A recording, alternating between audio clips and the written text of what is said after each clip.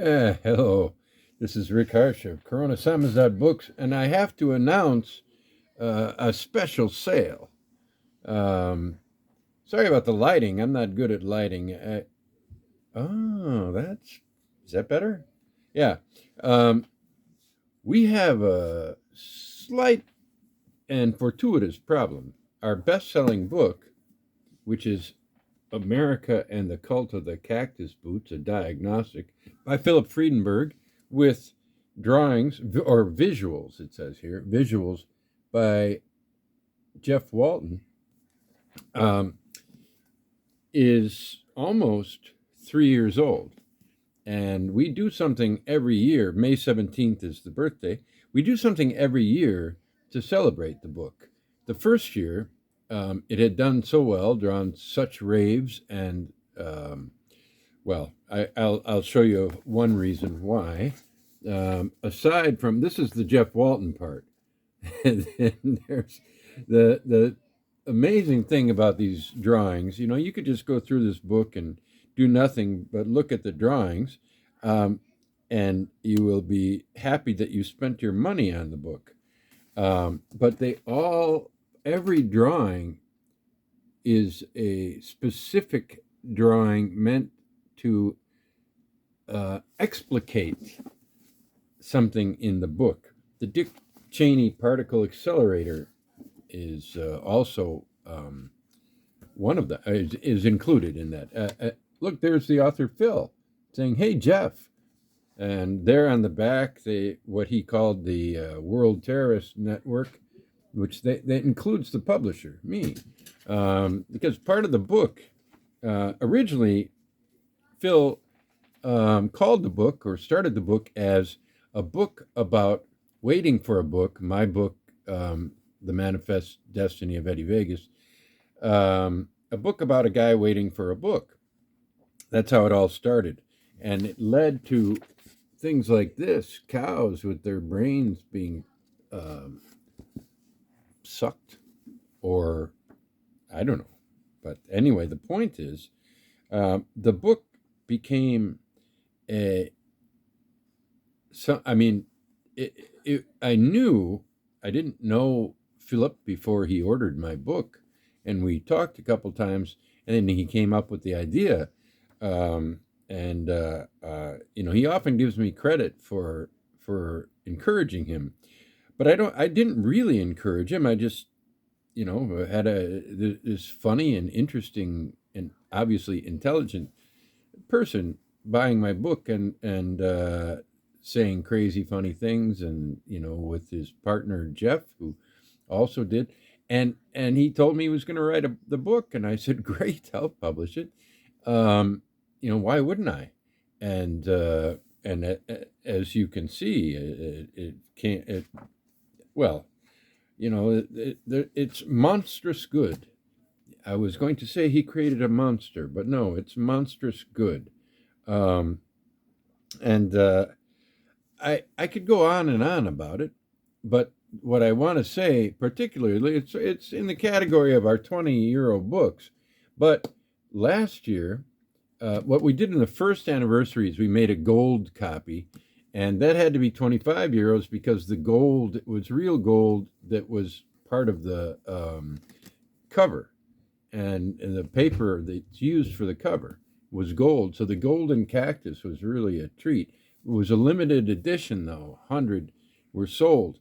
And so we went back to the green. But then for the second anniversary, I had the idea of making one basic black and white. Great idea, I thought, newsprint and all that. And look at our logo there, created by Jeff Walton, by the way. And I don't know if you can make out what it is, but it's, yeah, you can make it out, I think, right? Stealing a book or putting a book in, we don't know, Samizdat. And anyway, I thought, we'll thank our fans by charging 2 euros off. It's an expensive book to make, and charging 20 is reasonable. But in this case, I thought, let's give the fans a deal. And it looks like the green is preferred. There has actually been a case or two of people who decided, I don't know, I want the green one. I'll wait. Because this year on May 17th, we're going to go back to the green. We're going to go back to the green and 20 euros and so on. And so we've got more of these than I thought we would have. They're still selling regularly, but I think people prefer the green. And, so I'm knocking this down to 15 euros. And I think that that's a fair price under the circumstances. We have to sell as many as we can, but it'd be ridiculous to make that the only sale, because we produce a lot of books, and there are over 60, I think, by now, and so I wanted to. And I don't want Mr. Friedenberg and Mr. Walton to think that they're, such big shots, that they're the only people who get a sale. So there's another sale that will go on at the same time, and it's a multiple of 15.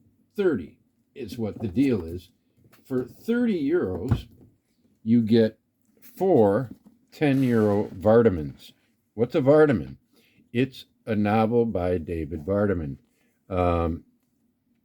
with the artistry of one of two Ukrainians, husband and wife. This is husband painting. Letters of Thanks from Hell. It's a play about Cotton Mather, sort of, but a Vardemanian play. This is the Vardeman flip book. The novella Suddenly This Summer and April is the Cruelest Month, which is one of my two favorite Vardemans, my second favorite, because it was probably my favorite. Although, that I really like this one. And I like An Angel of Sodom, which is a novella that is accompanied by the way, these are all paintings by Edvard Belsky. See, this was before we got rid of the goddamn barcodes. We don't put barcodes on anymore. So when we print more of these, we'll get rid of this, and I think we'll alter the.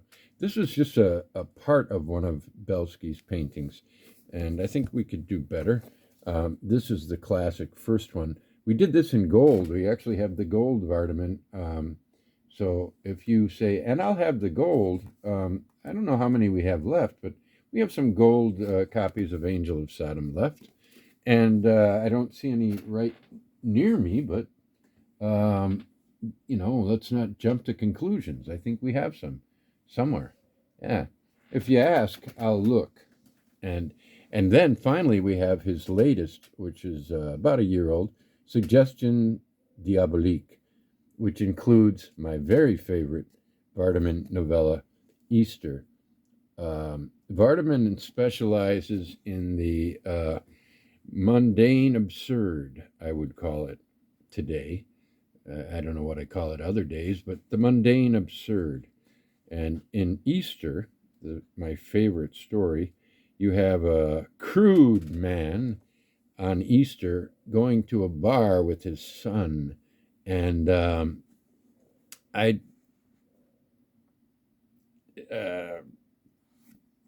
don't know. I don't want to sum it up, because it's so Vardemanian that things are just like ordinary conversations that are compelling.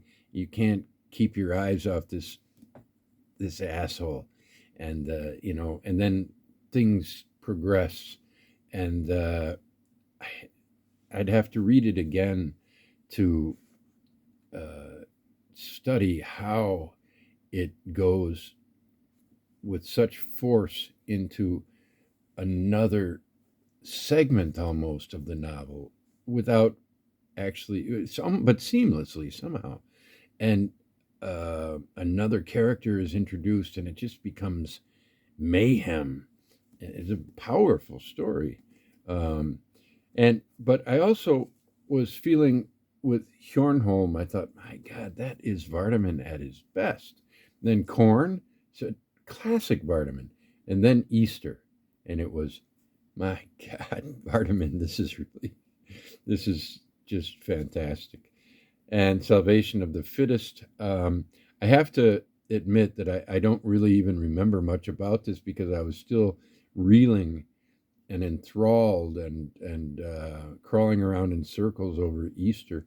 Um, and Zeitgeist is a very short story, so there's only 4 novellas in here.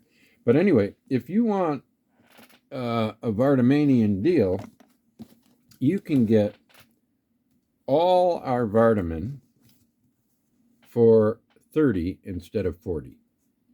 It's a reasonable sale, and boy, will you be glad that you were introduced to Vardaman.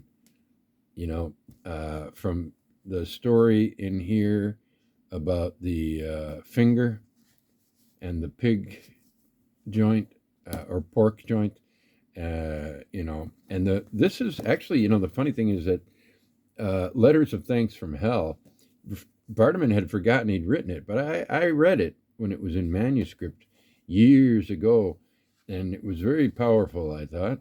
And I reminded him of it, and he found it, and he had to type it up, I believe.